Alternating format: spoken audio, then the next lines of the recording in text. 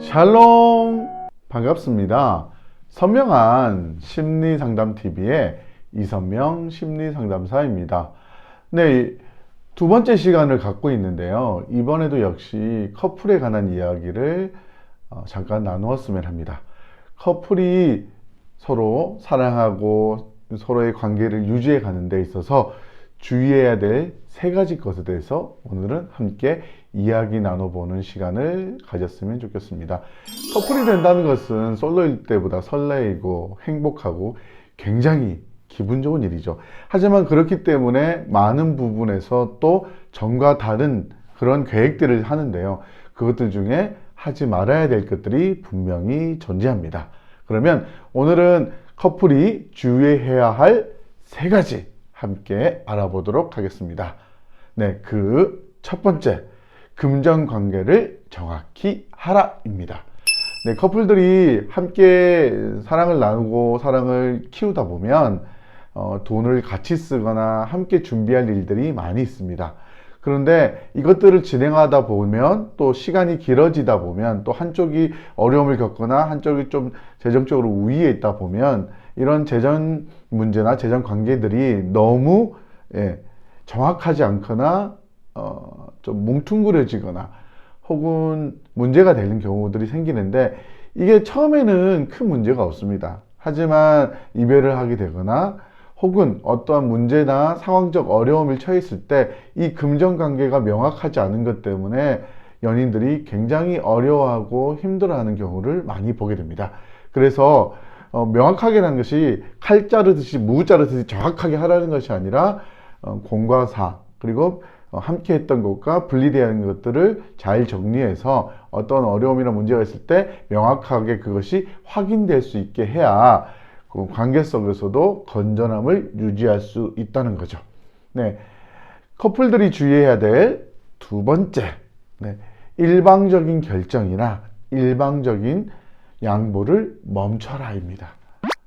네, 어떤 사람은 결정을 잘하는 사람도 있고 어떤 사람은 결정을 머뭇거리거나 조금 우유부단한 사람이 있을 수 있고 어떤 사람은 생각이 강할 수 있고 어떤 사람은 그게 그렇게 중요치 않기 때문에 편하게 생각해도 될 상황이 있습니다.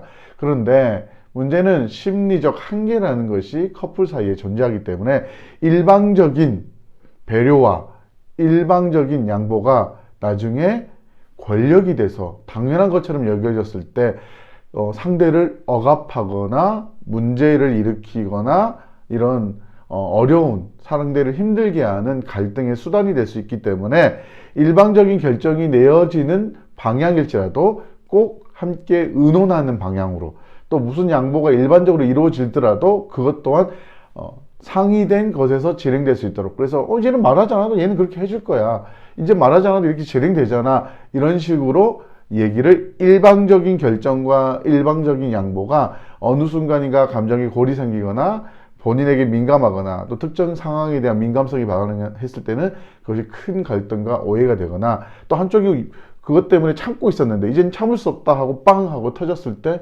사건이 크게 번지거나 연인 사이에 어려움이 생길 수 있기 때문에 이 점을 유의해 주셨으면 좋겠습니다. 그리고 마지막 세 번째, 언어의 건강성을 항상 유지하라입니다.